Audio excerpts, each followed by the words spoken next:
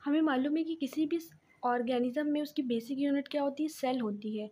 अब यहाँ पे क्या कह रहा है, अगर हम देखें डीएनए जो हमारा होता है, सेल के अंदर जो डीएनए होता है वो double stranded 2.2 metre long DNA होता है, अगर हम ह्यूमन में बात करें। और अगर हम डीएनए को देखें तो उसके अगर हम छोटा सा सेगमेंट लें तो उसको हम क्या कहेंगे, जीन। तो जीन क्लियर हुआ। जीन क्या है, is a fragment of DNA. एक छोटा सा सेगमेंट अगर हम डीएनए का काट के निकालें तो वो कहलाएगा हमारा जीन।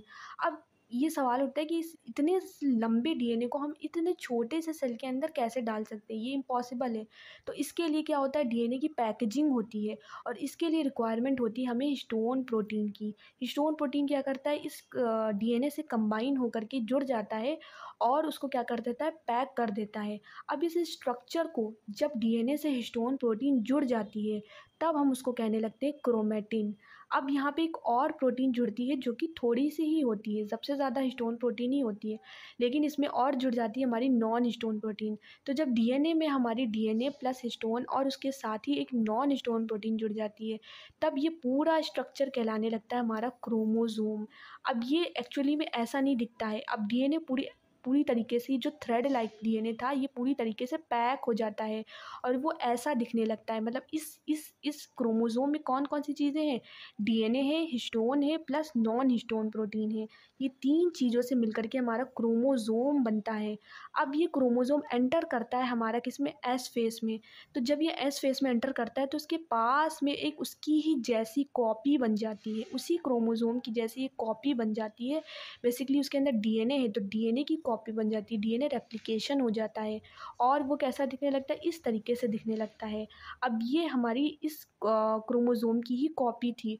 तो इस पूरे स्ट्रक्चर को हम क्या कहेंगे, वन क्रोमोज़ोम। ये एक सिंगल क्रोमोज़ोम है, लेकिन जो ये कॉपीज़ बनी हैं इसको हम कह देते हैं इट इज़ द फर्स्ट। ये जो पहला वाला होता है इसे हम कह देते हैं क्रोमेटिड, फर्स्ट क्रोमेटिड। और ये सेकंड वाला जो बनता है, जो कॉपी बनती है उसे हम कह देते हैं सेकंड क्रोमेटिड। तो ये क्या बन रही है हमारी, इसमें दो क्रोमेटिड बन जाती हैं। एक क्रोमोज़ोम में क्या बन जाती है, दो क्रोमेटिड बन जाती हैं। अब ये बेसिकली इसके अंदर और कौन सी चीज़ें होंगी, अगर हम इसमें देखें तो इनके अंदर ये जो क्या है, ये एक पूरा क्रोमोज़ोम है। इसमें हमारा DNA, histone plus non histone protein थी।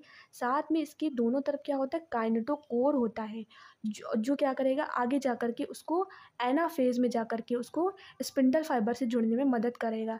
देन बीच में सेंट्रोमेयर होता है जो इन दोनों क्रोमेटिड को कनेक्ट रखता है। ये क्या थी, ये थी हमारी फर्स्ट क्रोमेटिड, देन ये सेकंड क्रोमेटिड। लेकिन ये हमारा पूरा क्या है, it is the first chromosome, ये एक सिंगल क्रोमोज़ोम है। अब अगर हम देखें कि अगर इस सिंगल क्रोमोज़ोम में देखें, एक क्रोमोज़ोम में कौन कौन सी चीज़ें होंगी, एक क्रोमोज़ोम में क्या क्या होगा, दो